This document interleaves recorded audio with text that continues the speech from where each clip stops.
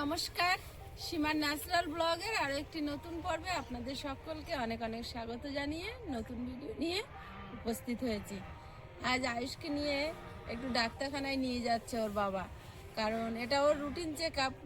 প্রায় অনেক দিন হয়ে গেল, 1 বছর হতে গেল ওর রিপোর্ট করে চিকিৎসা চলছিল। তারপরে এখন আবার কি বলে ডাক্তারবাবু, মাঝে মাঝে একটু সমস্যা হচ্ছে, তার জন্য নিয়ে যাওয়া হচ্ছে। যদি আবার রিপোর্টটা করতে গেলে আর একবার করে দেখে নেওয়া হবে। এখন ওর বাবা আরও বেরিয়ে পড়েছে, আর আপনারা একটু প্রে করবেন যাতে ওর রিপোর্ট না করতে হয়, ভালো শরীরটা ভালো থাকে, এই প্রার্থনা করি। তো যাও, কিচ্ছু হবে না। কি হলো, রাস্তা দাঁড়িয়ে আছি আমরা? হ্যাঁ, বুঝতে পারছো না? কথা বলছি, বুঝতে পারছো না?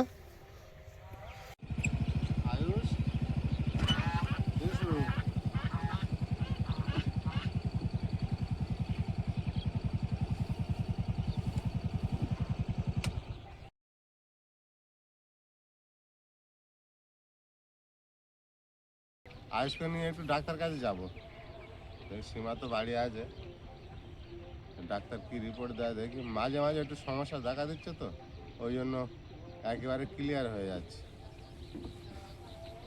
না। বাবু টাটা।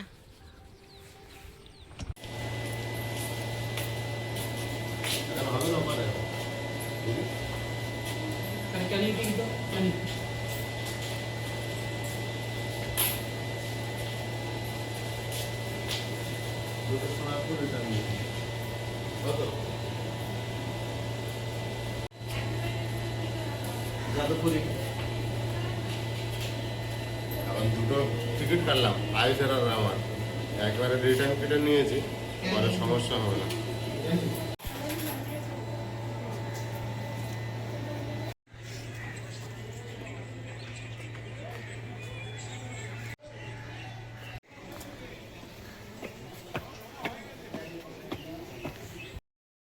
ট্রেনের টিকিটটা কেটে নিয়ে আমি আর আয়ুষ স্টেশনের উপরে চলে এসেছি। প্রায় ট্রেনের জন্য অপেক্ষায় থাকবো।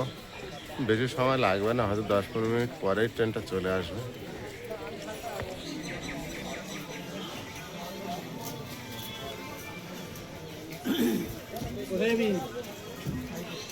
ট্রেন এখন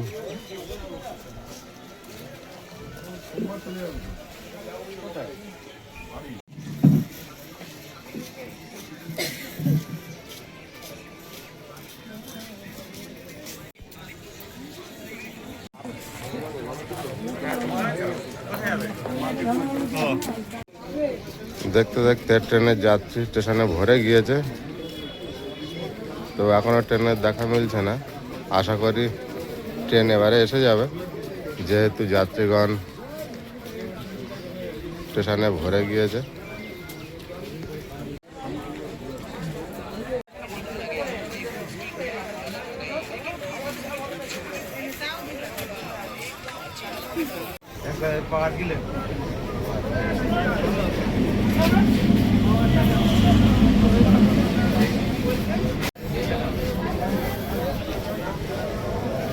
ট্রেনটা এইমাত্র এসে গিয়েছে। এখন আমরা এই ট্রেনে উঠে যাব। আমরা এখন সোনারপুর স্টেশনে নেমে গিয়েছি। এবারে আমি আয়ুষকে নিয়ে এবার ডাক্তারের কাছে যাব। সময়টা বেশ যথেষ্ট লেট হয়ে যাচ্ছে, যেহেতু ট্রেনের বিষয় বলে।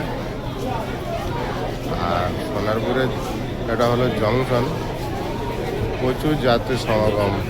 ওইদিকেও একটা গাড়ি দাঁড়িয়ে আছে। আয়ুষ, চলো এইদিকে, চলো এই রাস্তা দিয়ে।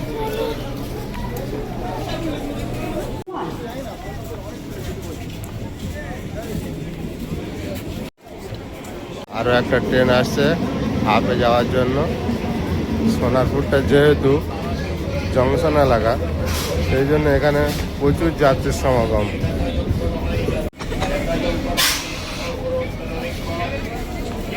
प्लेटफॉर्म क्रमांक 4 से चलने को तैयार है।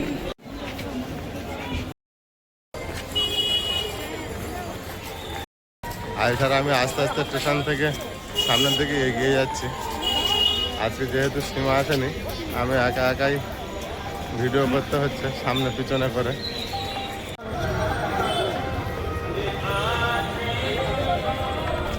আপনার রেল লাইনটা হেঁটে পার হতে হবে এখান থেকে।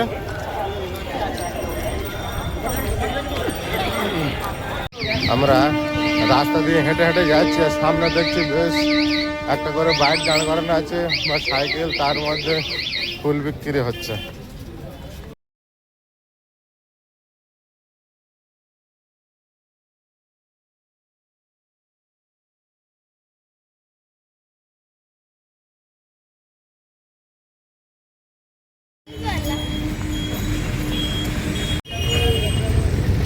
বাবু আসতে, এই জায়গাটা বড় ক্রসিং আছে, গাড়ি ঘোড়া এটা পার হতে হবে। আমরা এখন দুজনে হাঁটতে হাঁটতে চলেছি, যেহেতু ডাক্তারবাবুর চেম্বার স্টেশন থেকে 10 মিনিট দূরত্ব, তো আমরা দুজনে হাঁটতে হাঁটতে পৌঁছে যাবো ঠিক। তাই তো আয়ুষ? হেঁটে হেঁটে যাবে তো না গাড়ি উঠবে?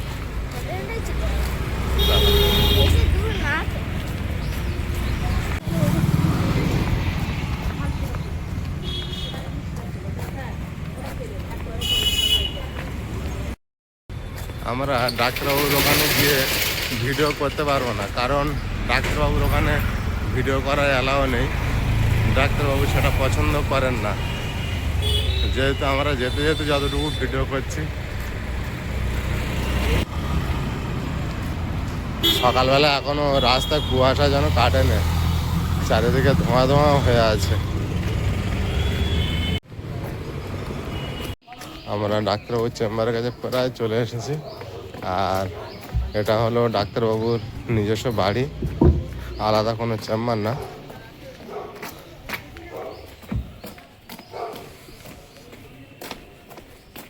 এবার তো ক্যামেরাটা বন্ধ করতেই হবে এখানে, তাই তো আয়ুষ? আমি আর আয়ুষ ডাক্তারবাবুর চেম্বার থেকে বেরিয়েছি, কিন্তু ডাক্তারবাবু খুব বকা দিল, এতটাই বকলো। আর ওষুধ তো পুরো পেজ ভরে দিয়েছে লিখে, দেখি কত টাকার আবার ওষুধ লিখেছে ঠিকই বলতে পারছি না।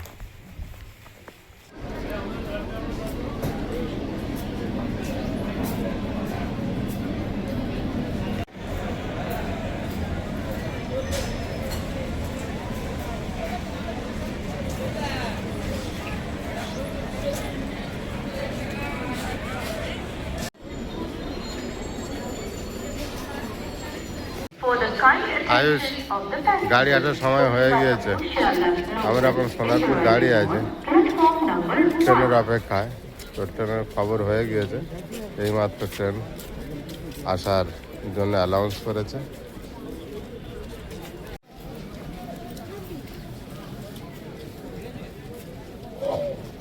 ট্রেনে উঠবে তো? ট্রেন আসছে, অ্যানাউন্স হয়েছে, দেখা যাচ্ছে না এখন।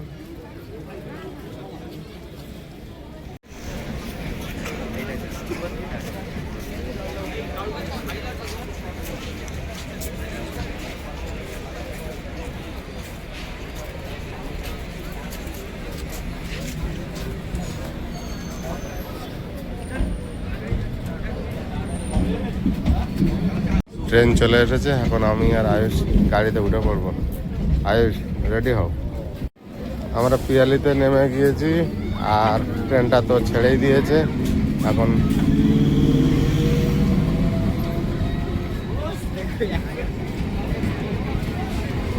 ক্যানিং স্টেশনের উদ্দেশ্যে রওনা দিয়েছে। আয়ুষ, বলো কি খবর? এখন এখন কি সোজা বাড়ি যাবে? আমরা দুজনে এখন হাঁটতে হাঁটতে পৌঁছে যাচ্ছে, বাড়ির দিকে যাব। কি বাজার কিছু করতে হয় কি দেখবো। বাবু, ওপারের স্টেশনে দেখো ভিড় হয়ে আছে কত, ট্রেনের জন্য অপেক্ষা করছে সবাই। এখানে যেহেতু 1 ঘন্টা পর পর ট্রেন থাকে, সেই জন্য স্টেশনে অনেক জ্যাম থাকে যাত্রীদের।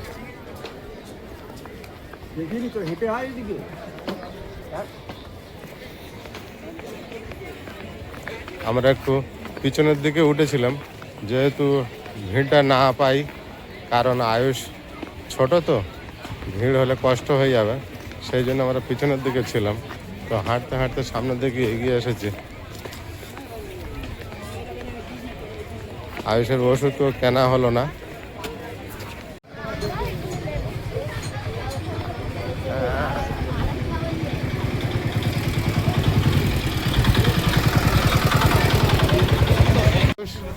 বাজারে তো ভালোই ভিড়, আজকে শনিবার, কিন্তু এত ভিড় কেন সকালবেলা? আয়ুষ, দেখছো টিকিটগুলো কি হবে? আবার যদি যেতে হয়, কি বলেছে ডাক্তারবাবু? ডাক্তারবাবু বিরাট আমার উপর চিল্লে উঠেছে, বলে আমার কথা শুনবে না তো এরকম বাচ্চা কষ্ট পাবে, আর আমার কাছে আনবে, আমি ভিজিট নেবো। আবার কি ফটো করতে বলেছে? দুটো রিপোর্ট লিখেছে, চলো বাড়ি চলো। বলে ওটা এখন কন্টিনিউ চলবে, ভালো থেকে ফের নষ্ট করে ফেলেছো।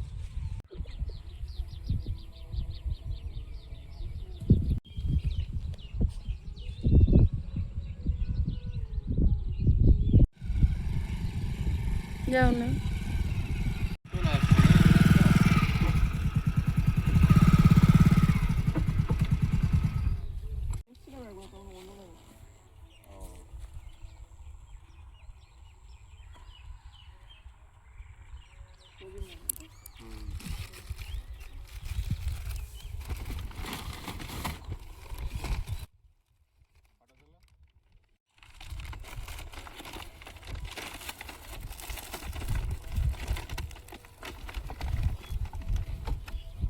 এখন কোন দিকে যাবেন? এই রাস্তা সোজা গেলে বেরোতে পারবেন। দিদি আসছে।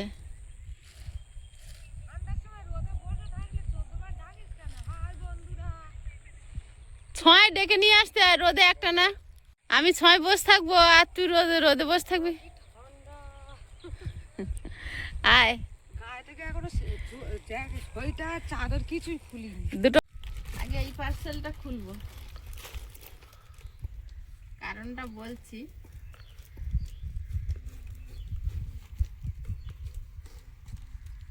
এটা তোমার।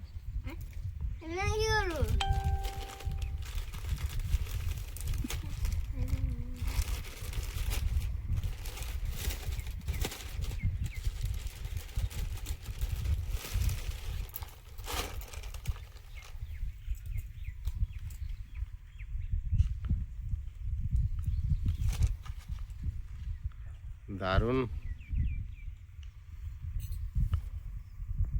কি ভাবছেন আমার গায়ে হবে? এটা আমার জন্য না, এটা পাঠিয়েছে দিদির জন্য, আমার একজন দিদি ভাই মুম্বাই থেকে। তো পার্সেলটা আজকে আসার কথা ছিল, আজকে এটা পার্সেল এসেছে আয়ুষের জন্য আর দিদির জন্য। আয়ুষের বিস্কিট আর দিদির চুড়িদার। এটা দারুণ হয়েছে। এটা হচ্ছে 3 পিস। এটা ওড়না, এই যে দিদি এসছে, দিদিকে দিয়ে দাও, একেবারে পরিয়ে দাও। ওই জন্য তো দিদিকে ডেকেছি। আর এই যে প্যান্ট। দিদি যাও।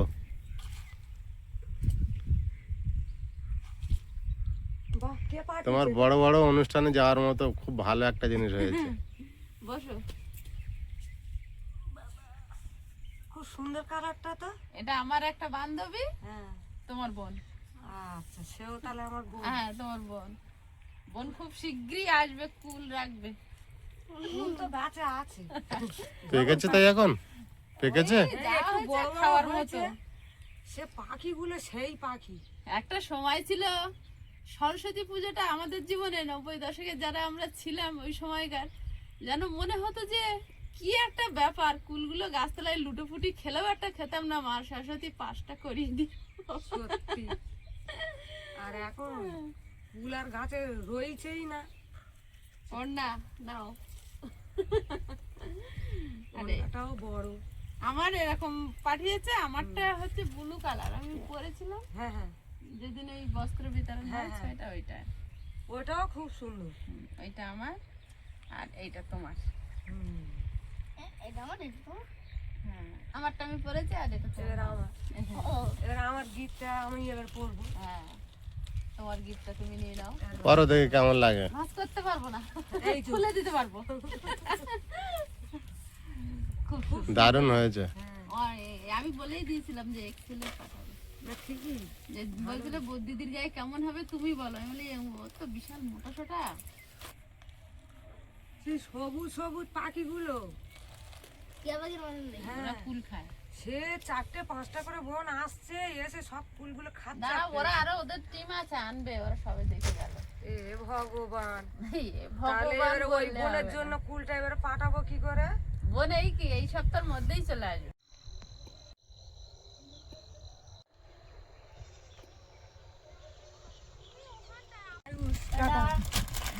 দিদি কাজে ব্যস্ত আছে, বেরিয়ে যাচ্ছে। শাড়ির কাজ করছি, শাড়ি আটাটা লাগিয়েছি, শাড়ির কাজ করছি, ওই জন্য আঠা শুকনো হয়ে যায় খুব হ্যাঁ, শীতকালে। খুব তাড়াতাড়ি শুকিয়ে যায়।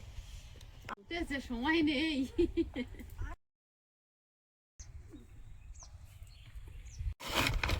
এবার আয়ুষের গিফটটা খুলি।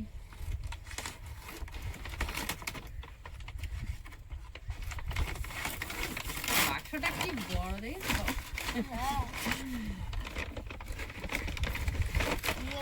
দুটো পার্সেল আছে, দুধের একটা তোমার, একটা আমার। এনো, তোমারটা তুমি নাও। হ্যাঁ, পার্সেলের মধ্যে এটা আমার। বলো দেখি।